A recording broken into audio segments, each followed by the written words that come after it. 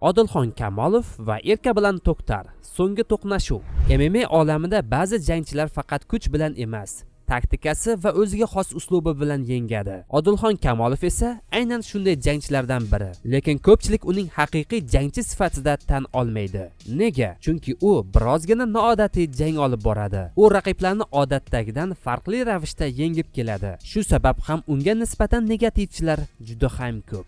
Lekin qanday jang qilishdan qat'iy nazar, u g'alaba qozonmoqda. Sport o'yinlari orqali pul ishlashni xohlaysizmi? AdinXBet kompaniyasi ayni paytda barcha o'yinlar uchun eng yuqori koeffitsiyentlarni e'lon qilmoqda. Kommentariyada qoldirilgan omad silkasi orqali Turk Sport promo kodi bilan ro'yxatdan o'ting va birinchi depozit uchun 3 million so'm bonusni qo'lga kiriting. Hammaga omad do'stlar. Endi esa mavzuga qaytamiz. Odilxon va To'xtar eski hisob-kitoblar tugaydimi? Odilxon Kamolov birinchi jangida Erkabilan To'xtar va bundan tashqari esa Kamil Karateyni yenggan va bundan tashqari Kamilning qo'lini sindirib ham tashlagan. O'sha paytlar Odilxon Kamolov ikki kuchli raqibni mag'lubiyatga uchratgan edi. Ammo revansh jangda Kamil Karatey ham va undan tashqari Erkabilan To'xtar ham Odilxonni yertishlatdi. Barchamiz juda ham yaxshi bilamizki, Oktagon 70-turnirda Erkabilan To'xtar va Kamil Karatey to'qnash keldi. Qoidaga ko'ra bu jangda g'alaba qozongan inson bilan Odilxon jang qilishi kerak edi va bu jangda Erkabilan To'xtar g'alaba qozondi. Yana tarix takrorlanadimi?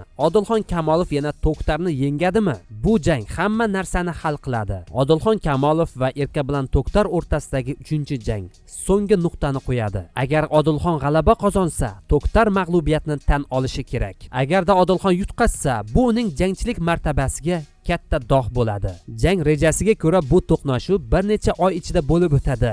71 yoki Oktagon 72 turnir ichida. Bu vaqt ichida ikkala jangchi ham o'z ustida yaxshigina ishlashi kerak. Kim g'alaba qozonadi? Buni esa jang maydonida barchamiz guvohiga aylanamiz. Eslatib o'taman, bu oddiygina jang emas, balki shon-sharaf uchun kurashdir. Kim kuchli, To'xtar yoki Odilxon? Javobingizni kommentariyada kutib qolaman.